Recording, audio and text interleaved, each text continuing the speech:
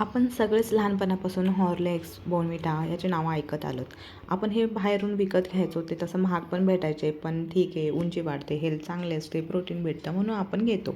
पण हे घरच्या घरी पण रेडी होऊ शकतं, तुम्हाला माहिती आहे का? आणि ते पण कमी साहित्यात. आणि जेवढी बाहेरच्या पॅकेटची सेल्फ लाईफ असते ना, तेवढीच ह्याची पण लाईफ असणार आहे. आपण 2 ते 3 महिने सहज हे बनवून रोज खाऊ शकतो. फक्त 1 चमचा दुधामध्ये मिक्स करायचं आणि प्यायचं. बघू शकता तुम्ही किती लवकर आपलं दुधामध्ये टाकल्यानंतर पटकन विरघळलं होतं.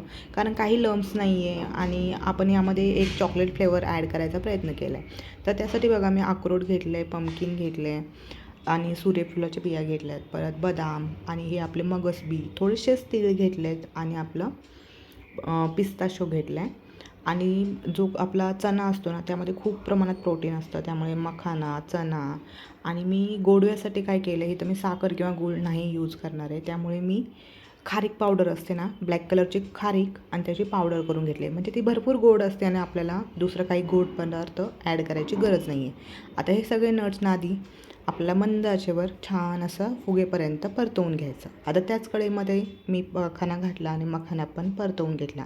आता हा मखाना मी घेतला होता वाटीभर आणि हे जे बाकीचे आहेत ना, ते मी प्रत्येकी ना 30 ते 40 ग्रॅम इतके घेतले होते.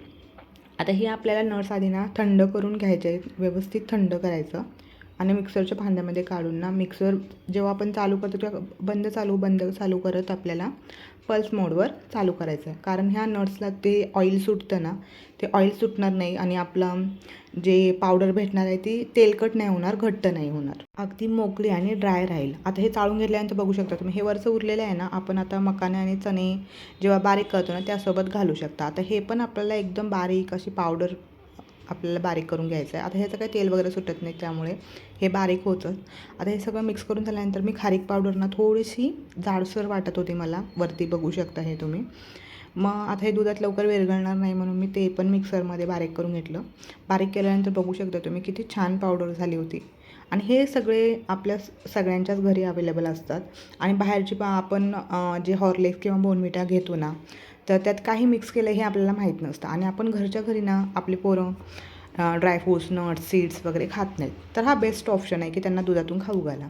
आता ह्याला चॉकलेटी फ्लेवर देण्यासाठी मी इथं काय केलं आहे, कोको पावडर ऑर्डर केलं आहे. कोको पावडर मी इथं 4 ते 5 चमचे ॲड करायचं होतं. माझ्याकडे 4च चमचे होती, तर ती सगळीच टाकून दिली मी. आणि ते टाकून मग छान मिक्स करून घ्यायचं आपल्याला.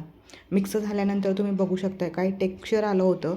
जे असं बाहेरून आपण मिळतं ना, तसंच एकदम सुटसुटीत आणि ड्राय होतं आपलं मिश्रण. बघू शकता तुम्ही, मी चमच्यातून असं हलवलं ना, एकदम ड्राय. आणि जे बाहेरचे हॉर्लिक्स किंवा बॉर्नव्हिटा असतात ना, बाहेर ठेवलं की त्याला पाणी सुटतं, घट्ट होतं नंतर. हे काही घट्ट होणार नाही.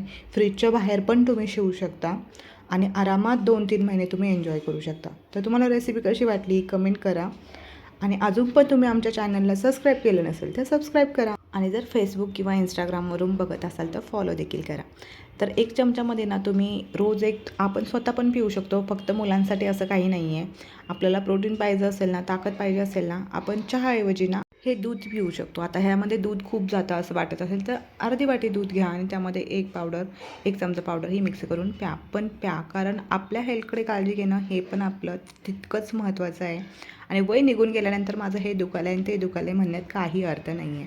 आता हे घरच्या घरी होममेड आपण तयार केलेलं हॉर्लिक्सना काचेच्या भरणीत किंवा कोणत्याही एअरटाईट कंटेनरमध्ये भरून ठेवा, जिथं हवा वगैरे जाणार नाहीत. आणि छान 2-3 महिने एन्जॉय करा. बाय.